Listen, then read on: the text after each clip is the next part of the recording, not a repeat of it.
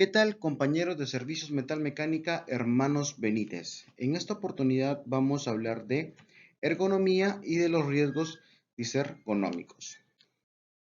Etimológicamente, la palabra ergonomía viene del griego ergos, que significa trabajo, actividad, y nomos, que significa normas y leyes. Y eso se determina como un estudio del trabajo. Entonces, ¿qué es la ergonomía? La ergonomía es la ciencia que busca optimizar la interacción entre trabajador, máquina y ambiente, ¿no? ¿Con qué fin? Con el fin de adecuar los puestos de trabajo, los ambientes laborales y la organización a las capacidades y limitaciones de los trabajadores con el fin de minimizar el estrés y la fatiga. Y para el estudio de la ergonomía hay un sustento legal, ¿no? Que es la resolución ministerial número 375 del 2008, denominada Norma Básica de Ergonomía, ¿ok? Ese es el marco legal, ¿no? Que tiene como soporte la aplicación tanto de la ergonomía en nuestras operaciones. ¿Y qué es lo que busca la ergonomía? La ergonomía busca diseñar el trabajo o la actividad para ajustarse al trabajador, ¿no? Entonces, ese es en primera parte. Segunda parte, busca ajustar las herramientas de trabajo al trabajador, ¿ok? Como tercer punto, busca ajustar el lugar de trabajo o el ambiente laboral a la necesidad del trabajador, ¿no? Como ustedes pueden ver en estas imágenes, en la primera imagen vemos a un señor jalando un paquete, ¿no? Un equipo. Entonces, la mala postura de la columna, cómo lo está haciendo, y ustedes pueden observar cargando a dos personas, dividiéndose el peso, ¿no? Entonces, igual, en la segunda imagen vemos a una persona que está doblando mucho el cuello, ¿no? Para hacer la actividad, y en la segunda parte vemos que ya tiene la mesa de trabajo adecuada y la postura adecuada para realizar el trabajo, ¿no?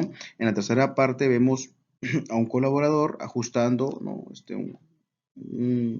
Justamente una puerta, parte de una puerta, y en otra parte vemos que lo está haciendo ya con un equipo, ¿no? Y ya no está doblando la muñeca, ya no está haciendo ese, porque esa postura igual también puede causar una lesión, ¿no? Como en esta parte, en esta imagen, esta última imagen, como ustedes conocen, como es el levantamiento seguro de una carga, ¿no? Y eso ya lo vamos a conversar más adelante. Cuando hablamos de ergonomía, también hablamos de una tríada ergonómica, que está compuesta por tres elementos. El primero es el trabajador, el segundo es el entorno y el tercero es el trabajo. ¿Y a qué nos referimos con esta tríada? Cuando hablamos del trabajador, estamos hablando de sus capacidades tanto físicas, fisiológicas o psicológicas. Cuando estamos hablando del entorno laboral, hablamos de aquellas exposiciones físicas que tienen, ¿no? De repente podría ser la iluminación, el ruido, la temperatura, la humedad. Y cuando hablamos de trabajo, estamos hablando tanto de la carga física como la carga mental. Entonces, si estos tres elementos se unen, se interceptan, estamos hablando de ergonomía. Ahora, ¿cuándo podríamos hablar que existe un riesgo disergonómico? Cuando en nuestra balanza pesa más la actividad laboral que la capacidad del trabajador. Y cuando hablamos de capacidad, no quiere decir de que yo no pueda hacerlo, sino que mis capacidades como seres humanos que somos, tenemos de distinta forma. Por ejemplo, unos son más altos, otros son más pequeños, unos son más gorditos, unos son más flaquitos. Entonces, estamos hablando de que la capacidad tanto física, psicológica y fisiológica del trabajador en cada uno de nosotros es diferente. Y entonces, cuando pesa más la actividad laboral y no la capacidad del trabajador, entonces se produce un desajuste y el desajuste da a entender como un riesgo disergonómico. ¿Ok? Entonces, ¿qué es un factor de riesgo disergonómico? Son condiciones inadecuadas de trabajo, proceso u operaciones exigentes que inciden en el trabajador y aumenta la probabilidad de que un trabajador esté expuesto a ellos y que puede desarrollar y que puede ocurrir una lesión en el trabajo. ¿Ok?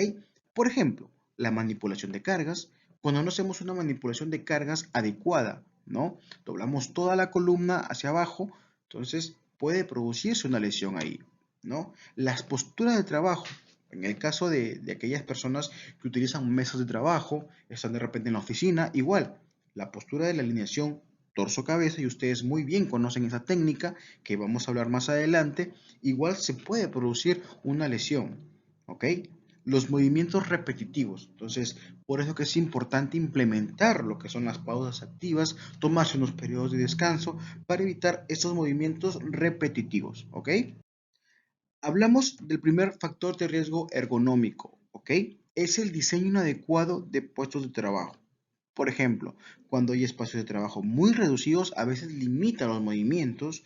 Cuando hay un espacio insuficiente para las piernas, de repente la silla de trabajo no es la adecuada, ¿no? Los elementos de trabajo tienen que estar cerca y no estar demasiado lejos, como podemos observar en las imágenes. Otro factor de riesgo que podemos identificar es que el plano de trabajo no tiene la altura adecuada para la talla del trabajador, ¿no? Entonces, mi mesa de trabajo tiene que estar adecuada. Si es que no hay una altura adecuada, entonces yo voy a doblar y voy a tener una tensión en el cuello, en los hombros y en la zona lumbar, ¿no? Y eso de repente en primera instancia no se puede sentir, pero conforme avance el tiempo hay un resultado negativo, ¿ok? Como tercer punto, tenemos que los elementos de trabajo no están ubicados adecuadamente en relación al trabajador.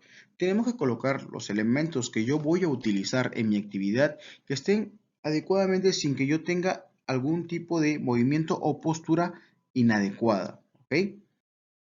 El cuarto factor es que los elementos de trabajo no están en relación a la estatura del trabajador, cuando muchas veces nos ponemos en puntas, ¿no? Para alcanzar algo, puede producir una lesión al trabajador.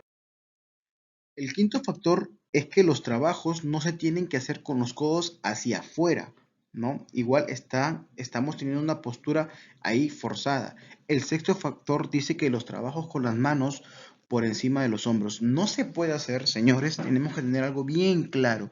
No podemos hacer los trabajos con las manos encima de los hombros. Eso está en la normativa y eso está prohibido. Tiene que ser, ¿no? En la altura más o menos de repente de mi pecho, en la zona segura, ¿ok? El séptimo factor es la postura de pie, ¿no? La espalda en flexión o extensión más de 30 grados. Y justamente en este punto quiero enmarcar mucho que hay actividades en las cuales esta postura la he identificado en más de una oportunidad y les he recomendado, ¿no? El evitar este tipo de flexión. ¿Se puede hacer el trabajo evitando esto? Por supuesto que sí, ¿no? Y en este trabajo, la columna vertebral recibe grandes fuerzas de comprensión. Tenemos que pensar en esa postura que estamos haciendo, ¿ok? El octavo factor es la postura sentada, ¿no? Entonces, igual, la espalda en flexión o extensión de más de 30 grados, ¿no? Igual, de esa manera estamos haciendo un esfuerzo en nuestra columna.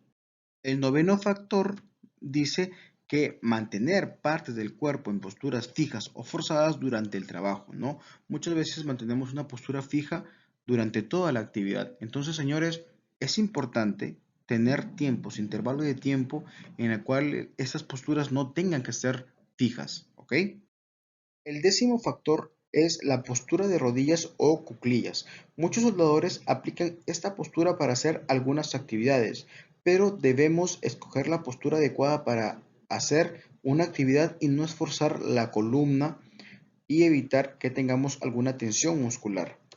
El onceavo factor me habla de que la carga cuando es demasiado excesiva, ¿qué genera? Sobreesfuerzos, ¿no? Y para eso tenemos unos parámetros de cumplimiento. Ok. Mi doceavo factor de riesgo son las condiciones del entorno laboral que no sean adecuadas. Como les comenté en un inicio, de repente poca iluminación, demasiada iluminación, ¿no? Demasiado ruido, ¿no? Tenemos que ver que esos requisitos se cumplan y que tengamos un ambiente laboral adecuado y seguro. Si nosotros estamos expuestos ante estos factores de riesgos disergonómicos, ¿qué efectos sobre la salud puede traer? Incomodidad, fatiga en el trabajo, trastornos musculoesqueléticos, y eso puede recaer sobre cada uno de nosotros si es que no tomamos todas las medidas correspondientes para realizar una actividad, ¿ok? Ahora, vamos a hablar de las técnicas de movimiento seguro. La Vamos a hablar de la primera técnica que es la alineación torso-cabeza. Esta técnica proporciona un medio para mejorar el balance y la estabilidad a través del correcto movimiento de cabeza y ojos. La cabeza debe mantenerse en el plano frontal, el mentón hacia el pecho y las rodillas relajadas. Esta técnica permite mantener el centro de gravedad dentro de su cuerpo, aumentando lo que es la estabilidad. Por ejemplo, cuando hablamos de un movimiento seguro, ¿qué tenemos que hacer? Separar las piernas hasta igualar el ancho de los hombros, mantener las rodillas relajadas y la cabeza en la línea de torso. ¿Dónde hay un movimiento peligroso? Al flexionar la cabeza hacia atrás o hacia adelante. Provoca que perdamos lo que es la estabilidad, ya que el centro de gravedad no se encuentra dentro del cuerpo. ¿Ok? Entonces, ¿cómo yo debería hacer? ¿Cómo es un movimiento seguro? Vamos a mirar hacia abajo, hay que hacerlo con los ojos, manteniendo el centro de gravedad dentro del cuerpo. Y donde hay otro movimiento peligroso, como ustedes pueden ver en la imagen, no inclinar la cabeza porque el inclinar o poner hacia atrás va a hacer perder el equilibrio y caer hacia adelante. Ustedes pueden ver cuál es mi centro de gravedad en la imagen donde dice sí y qué es lo que yo no debería hacer. ¿Ok? Hablamos de la segunda técnica, línea de fuerza. ¿Ok? Lo que busca la línea de fuerza es proporcionar un soporte natural y que nos dé mayor fortaleza y control, ¿no? ¿En qué consiste esta técnica? Esta técnica consiste en mantener los pies ligeramente separados, avanzando uno de ellos hacia adelante, hacia el punto de debilidad. ¿Ok? Como vemos en la primera imagen, esta posición es incorrecta. Con los pies paralelos, los puntos débiles se ubican cerca de mi cuerpo. Yo no tengo una estabilidad. Y al extender de repente los brazos para sostener algo, lo estaremos haciendo justo en ese punto de debilidad. ¿Ok? Esta es la posición correcta. La posición correcta simplemente es adelantando un pie como se puede ver en la figura. ¿Ok? Los puntos de debilidad se desplazan, mejorando nuestro balance. ¿Ok? Esa es la forma correcta de aplicar lo que es la línea de fuerza. Como tercera técnica tenemos la unión codo-cintura. ¿Ok? Esta técnica consiste en mantener el codo pegado al costado del torso. Nos provee un mayor equilibrio, fuerza y potencia, ya que equilibra las tensiones ejercidas sobre la columna. Como ustedes pueden ver, ¿no? En la primera imagen, mantener siempre el codo cerca de la cintura, igual en la segunda imagen. Y en la tercera imagen tenemos el brazo separado. Nuestro codo está lejos de la cintura y ahí estamos haciendo un movimiento peligroso. ¿Ok?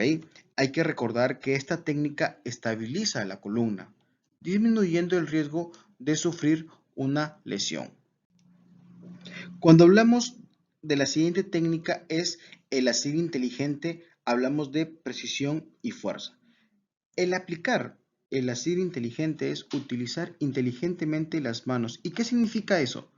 Conocer todo el tiempo dónde las estamos colocando, apoyando y conocer los riesgos de aquello que estamos manipulando.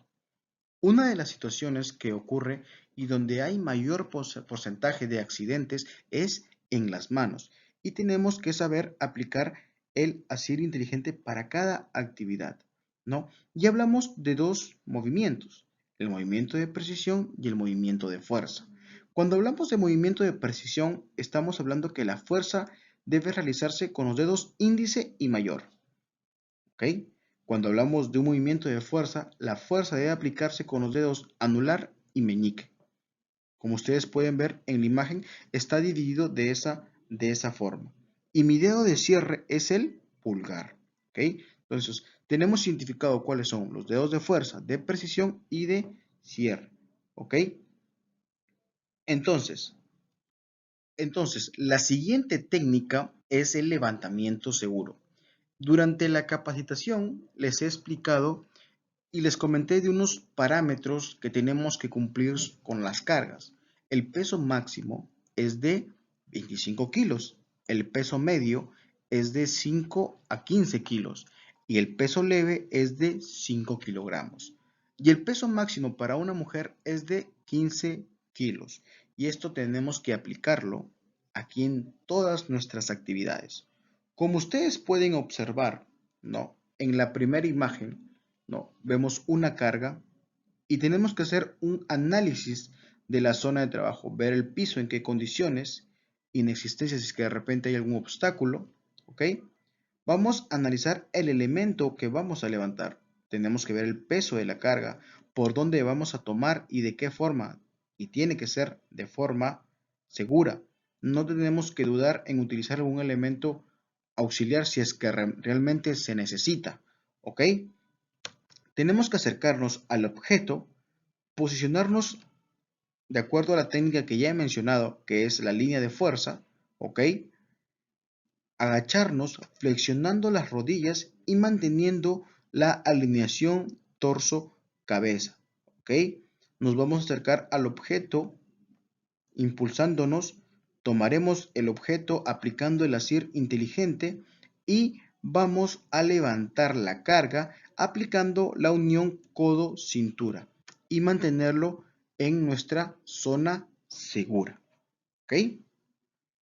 El levantamiento seguro en sentadilla, esta técnica nos va a ayudar cuando tengamos que realizar un levantamiento de elementos que se hallen a nuestro lado, por debajo de la cintura. Para poder realizarlo, como primer instancia tenemos que evaluar la zona de trabajo, verificar, ¿no? Tenemos que posicionarnos al costado de la carga con el pie correspondiente a un lado de la misma, ¿ok? Tenemos que verificar por dónde va a ser tomado y parado con la aplicación de la línea de fuerza. Nos vamos a agachar lentamente, manteniendo la alineación torso-cabeza, ¿ok? El brazo que no realice el movimiento deberá mantener la unión codo-cintura. Una vez que estemos agachados, vamos a tomar el objeto y proyectando la pelvis hacia adelante, vamos a levantarlo, manteniendo las técnicas ya mencionadas. La séptima técnica de movimiento seguro, que es el giro con cargas, aquí tenemos que procurar no efectuar nunca un giro. Es preferible mover los pies para colocarse en la posición adecuada. Cuando se gira el cuerpo realmente al mismo tiempo que se levanta un peso, aquí estamos aumentando el riesgo de una lesión en la espalda. Entonces, lo que tenemos que hacer es colocar los pies en posición de andar o caminar, poniendo ligeramente uno de ellos en dirección del objeto. Levantamos el objeto y luego desplazamos el peso del cuerpo sobre el pie situado en la dirección en la que se gira. Entonces, como ustedes pueden ver en la imagen, esta es la forma correcta de hacer un giro con alguna carga. Nunca hacer un giro con el cuerpo y quedarme ahí. No, tenemos que girar completamente. ¿Ok? En el octavo punto, y estamos hablando de lo que es la fuerza de palanca. Muchas veces estamos y ejecutamos esta actividad.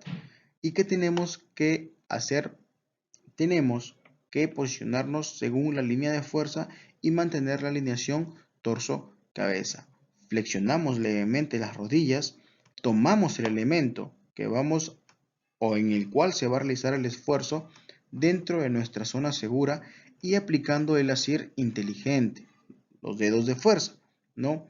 Y vamos a hacer la fuerza con los brazos y con las piernas. Como ustedes pueden ver aquí en esta parte, los brazos o la presión y la fuerza de palanca se está haciendo, pero dentro de nuestra zona segura, entre el pecho y la cintura. De esa forma es la forma adecuada, valga la redundancia, es la manera adecuada de hacer esta actividad. Ahora, mi novena técnica de movimiento seguro es la fuerza de tiro. Como ustedes pueden ver en la imagen, tenemos que posicionarnos según la línea de fuerza y mantener la alineación torso-cabeza. Flexionar levemente las rodillas, tomar el elemento sobre el que se realizará el esfuerzo, igual, manteniendo dentro de la zona segura y siguiendo la técnica de hacer inteligente, hacer la fuerza de tiro. ¿Ya? Esto es incorrecto. Como ustedes pueden ver en la imagen, esto no está permitido. Esta es la manera correcta de hacer una fuerza de tiro. Y muchas veces nosotros en actividades como de izaje utilizamos esta técnica y tenemos que aplicarla. Mi décima técnica de movimiento seguro es la fuerza de empuje, ¿no? Nosotros tenemos que ubicarnos adecuadamente cerca del objeto que vamos a empujar, ¿ok? Nos colocamos igual sobre nuestra línea de fuerza, casi perpendicular a la dirección en la que se va a empujar el objeto. Flexionamos las rodillas. Colocamos las manos sobre la carga que vamos a desplazar, de modo que cuando se realice la fuerza, ésta sea dirigida hacia la zona de los dedos de fuerza. Recordar, y siempre lo voy a mencionar, mantener la alineación torso-cabeza y la unión codo-cintura. Realizamos la fuerza con las piernas como si fuéramos a levantar un poco la carga, ¿ok? ¿No? Y mantener la línea de fuerza, porque esto nos va a permitir a mantener la estabilidad, ¿ok? La siguiente técnica es el paso firme. Simplemente esta técnica se trata, señores, de caminar lentamente, asegurando la firmeza y estabilidad del cuerpo en cada paso. ¿Y en qué consiste en sí la técnica? Dar pasos cortos, apoyar primero la punta del pie, después la planta y por último el talón. ¿Ok? No vamos a levantar el pie hasta que el otro esté completamente apoyado y firme sobre el piso. Igual, mantener siempre lo que es la alineación torso-cabeza y no cargar elementos que puedan desestabilizarnos. Y normalmente, ¿en qué casos podríamos aplicar la técnica de paso firme? En pisos resbaladizos que hayan estado mojados, húmedos, ¿no? En aquellos pisos blandos que tengan barro, arena u otro que no sea tan firme realmente. En pisos inseguros o que de repente nos generen una duda o en lugares oscuros. La doceava técnica de la cual vamos a hablar es con respecto ya a la posición de trabajo. Como ustedes pueden ver en este diagrama, imagínense cuánto es la presión relativa que tenemos en nuestro tercer disco lumbar. Estas medidas es el porcentaje, ¿ok? En primera instancia, estando acostados, como normalmente dormimos, hacemos una presión de aproximadamente un 20%, solamente con descansar. Cuando estamos parados, ven el tercer personaje, estamos haciendo cerca al 100% de una presión relativa en nuestro tercer disco lumbar. En el quinto personaje, como muchos suelen hacer o agacharse, estamos haciendo una presión de aproximadamente 210% de nuestro tercer disco lumbar. Y simplemente cuando estamos sentados y nos agachamos de la forma inadecuada, hacemos una presión de aproximadamente 260% de nuestro tercer disco lumbar. Y ustedes se pondrán a pensar, solamente con agacharme o sentarme de forma incorrecta, yo estoy haciendo una presión. Sí, señores, estamos haciendo una presión de nuestro disco lumbar inadecuadamente y eso nos puede traer a futuro alguna lesión o las famosas tensiones musculares que tenemos cuando nos levantamos bruscamente. Podemos observar la postura o la posición de trabajo correcta. En la primera imagen podemos ver de que está haciendo una flexión de más de 30 grados, ¿no? Y está esforzando demasiado su tercer disco lumbar. En la siguiente imagen vemos la posición de trabajo adecuada, ¿ok? Si ustedes se percatan, está haciendo la misma actividad, ¿no? Y lo está haciendo de forma segura. Y esa es la técnica que tenemos que aplicar todos nosotros. Diariamente hacemos una actividad. Un ejemplo claro son los esmeriladores, ¿no? Que ejecutan algún tipo o alguna actividad, ¿no? Y están utilizando un equipo de potencia. Imagínense de qué forma están esforzando su tercer disco lumbar. Entonces la postura adecuada es el flexionarse, ¿no? Y hacer la técnica manteniendo la alineación torso-cabeza y hacer la actividad de forma segura. ¿Ok? En la siguiente parte o en el siguiente punto, siguiente técnica, estamos hablando del paso lateral. Y esta técnica es aplicable en toda nuestra operación, porque siempre tenemos algún obstáculo que pasar de forma diaria. ¿Ya? Entonces, el uso del paso lateral es una extensión natural de la línea de fuerza y ayuda a mejorar nuestro balance y fortalece en muchas situaciones que Se nos pueden presentar, por ejemplo, el movimiento en gradas y escaleras, ¿no? Alguna alternativa para poder retroceder, al tirar de algo, ¿no? Al moverse en pendientes pronunciadas, al cruzar sobre un obstáculo, por ejemplo, las tuberías que tenemos en plantas, aquí en el lote 10 tenemos demasiadas o demasiados obstáculos, ¿no? Entonces, esta técnica consiste en avanzar de lado sin cruzar las piernas ni arrastrar los pies, conservando lo que es el ATS. Como podemos ver en la imagen, hay un obstáculo, un objeto, y de forma lateral pasamos, ¿ya? La siguiente técnica es el descenso seguro simple. Las escaleras normales. Este tipo de escaleras las vemos en todas las instalaciones del lote 10. Tenemos que considerar el nunca tener las manos ocupadas, no hay que llevar material con nosotros. Si es que de repente tenemos que subir un material, hay que elevarlo por otro tipo de medio. ¿Ok? Cuando vamos a subir y cuando vamos a bajar, hay que tomarnos siempre del pasamanos, manteniendo la alineación torso-cabeza y la unión codo-cintura. ¿Ok? Si vamos a descender, hay que hacerlo con el torso ligeramente inclinado hacia el lado del pasamanos para mejorar el control ante el riesgo de un tropezón o resbalamiento.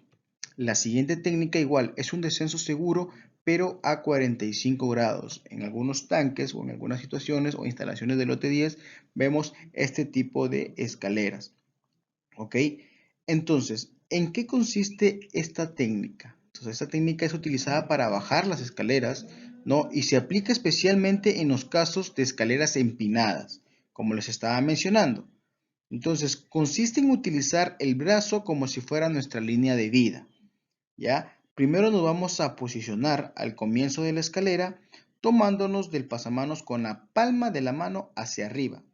De esta forma el agarre que vamos a tener va a ser muy firme, ya que estarán trabajando los dedos de fuerza, manteniendo lo que es la alineación torso-cabeza, y vamos a comenzar a bajar la escalera con el cuerpo rotado a 45 grados. ¿Ok? Esta técnica nos va a permitir tener una mayor estabilidad y en caso de algún tropiezo que podamos tener o resbalón, poder hacer fuerza con la mano en la que está el pasamanos, ¿ok? Para acercar el cuerpo hacia el mismo y tomarnos con la otra. Entonces, estas son las técnicas que tenemos que aplicar al momento de descender, tanto de forma o de un descenso seguro simple como un descenso seguro a 45 grados. La siguiente técnica es el escalamiento vertical o los 3 puntos de contacto. Aquí tenemos que mantener siempre 3 puntos de contacto mientras se sube o se baja una escalera vertical, ¿no? Igual cuando suben o bajan algún camión que tiene un acceso similar. Lo que tenemos que tener en cuenta es de que no tenemos que tomar esto con una mano libre, por ejemplo, para llevar una herramienta. ¿Ok? O sea, eso no tenemos que eliminarlo completamente y no debe hacerse. ¿Ok? Tenemos que aplicar algún medio auxiliar para poder de repente llevar una herramienta. En la primera imagen podemos ver el contacto son mis dos manos y mi pie. Y el otro pie está escalando. ¿Ok? En la siguiente imagen vemos dos pies y una mano que es mi contacto y escalando con una mano. ¿Ok? Y mi tercera situación que se da es que mis contactos van a ser mis dos pies y mis dos manos. Esta es la forma correcta para poder hacer el escalamiento de una escalera vertical. Muchas gracias, compañeros de Servicios Metal Mecánica, hermanos Benítez, y por favor, no olvidar llenar el cuestionario para confirmar la asistencia.